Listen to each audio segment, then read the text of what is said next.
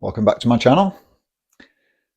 Today is a bit of an introductory video really to a video series that I'm going to be doing, and I'll recommend a few books as well to go along with the video series that I will be doing.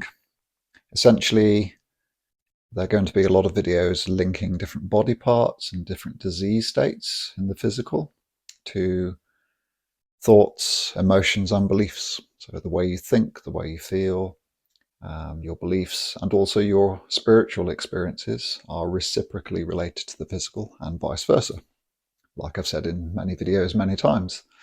But with this series of videos, I'm going to be going deeper into different body parts, different diseases, and what sort of mental states, beliefs, spiritual experiences might be related to that. And you can use it in two different ways. You can use it to have a look at the physical body, see how well you are functioning in the physical body, if you have any particular diseases in the physical body, what that might reflect in the way you behave, the way you believe, the experiences you have in the spiritual, so that you can remedy those issues that you might have beyond the physical, remedy the way you think, remedy the way you emote or respond to things in life, and the other way around, of course. So you might want to look at the spiritual side of things, look at the way you think, the way you behave, the way you feel, all the different astral experiences you are going through, and relate that to any particular physical problem you have or any disease state you have. So you can use it in both ways.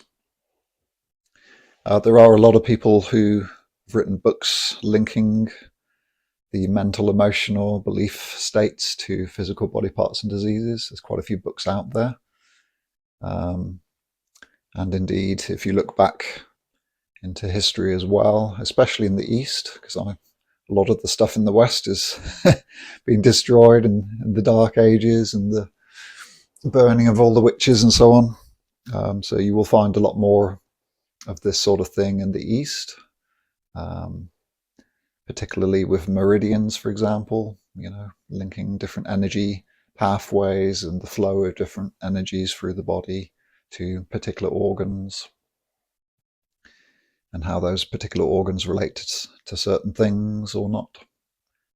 Not just meridians, of course, linking different things in the aura, different chakras to different states of being, different diseases.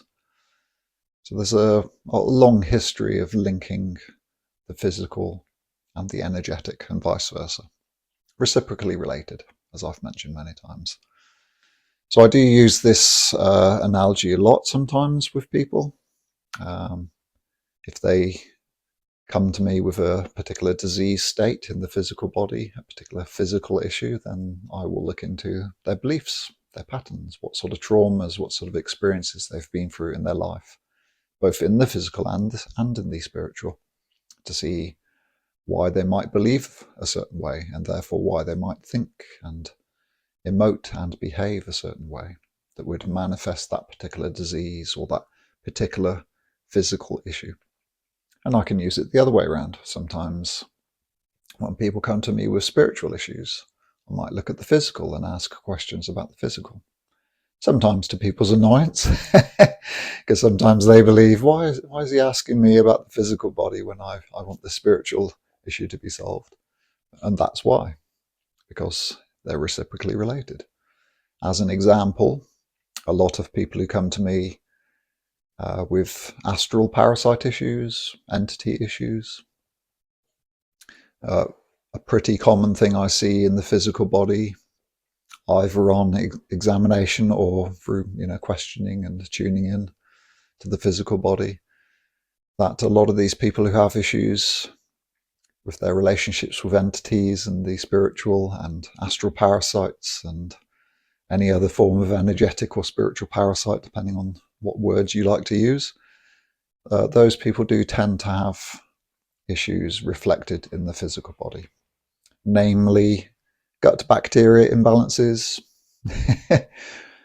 fungi problems, so fungal overgrowth, again, a lot in the intestines or in other body parts or the skin.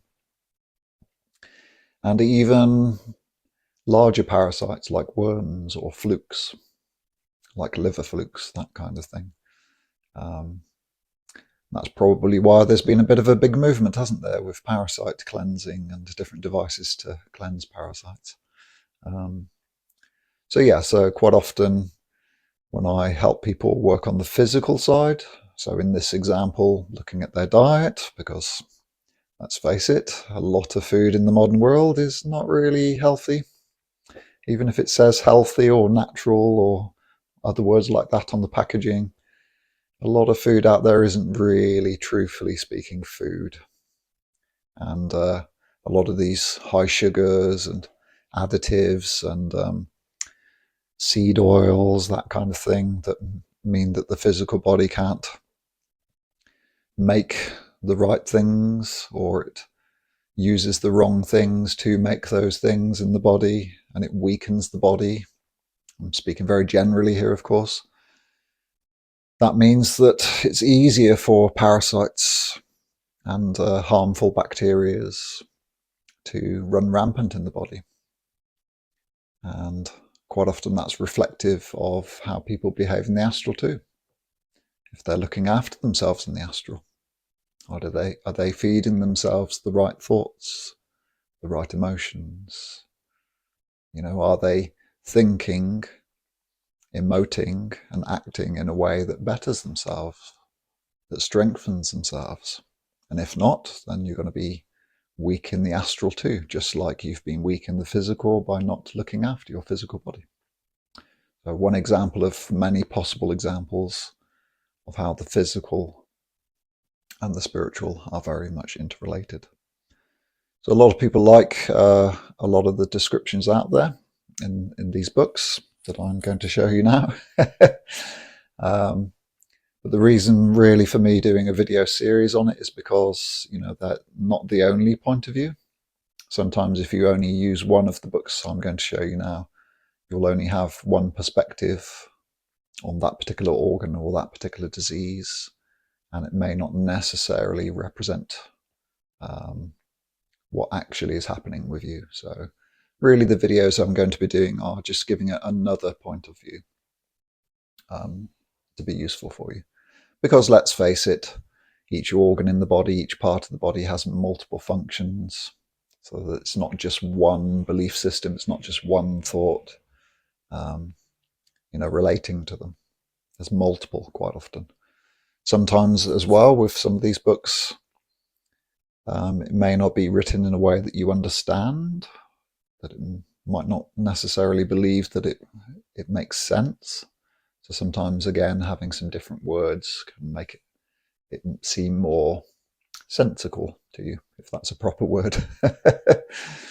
So the first book is pretty common. A lot of my customers have used this book a lot. Some of them swear by it. And that is Louise Hay's Heal Your Body. Quite a thin book. And, it's quite a good start for some people. And as you can see in this book, it will link a disease state such as hepatitis here, or a hernia, to a particular thought pattern, a particular belief, and it suggests a remedy in there too. So it's quite a nice book, quite simple. But as you can see, it's quite a thin book. It's not going to go into as much detail as some other books that I've come across, but it is a good start. Personally, I do prefer this book, Permanent Healing by Daniel Condron. I don't know if you can see that on the screen. So it's Daniel R. Condron. Yeah, I think that's the old cover, so if you're buying a brand new one, it's a different cover. But it's a bit thicker, this book. So in other words, it goes into more different body parts and more diseases than the Louise Hay one does. And the ones where it does cover the same body part and the same disease, it's a different description. Some of them might seem quite different, and some of them are very similar. But I quite like the way this guy thinks, and it's a bit more in line with how I would personally view things compared to the Louise Hay book, at least in the ones I've looked at so far. So it is a good book. There are some other books out there that are bigger. I was hoping to, before I made this video, find the name of the other book I used to own. But I couldn't find it in time, I'm afraid, and I couldn't wait that much longer. But it was a very large book, more like a textbook, really thick, going into even more details of the different body parts and different diseases. So, you know, those books will say hands. The thicker book would have gone into detail of this part of that finger and that part of that finger. So while it was a very fascinating book and very interesting, it's probably one I wouldn't recommend for most of you anyway, because it's too much detail and you might get too fixated on minor little things rather than seeing the big picture. Which is my next point that I would like to get across before I start this series of videos, is the big picture is important. Sometimes when people start reading these books and they start thinking, yeah, I have an eye problem, and they start looking at the eye and get too focused on the eye. And sure, you know, that can be useful, looking into why they might have an eye issue and healing that and doing things that might better their eyes. But sometimes, you know, there might be a bigger overriding problem. And while working on the eye might benefit them, you know, and then they go to another body part and try and work on that and then forget about the eye and that gets worse again. You know, sometimes working on the bigger problem, the overriding bigger picture of why you have issues in your life, might be a more important thing. It might be a better in terms of time and energy and input than trying to look at lots of little things all the time. Which is probably one reason why I haven't spent too long looking at my bald patch. You know, I could focus on that a lot, but I know that in my particular situation, it's much easier to look at the bigger picture and work on that to help all things,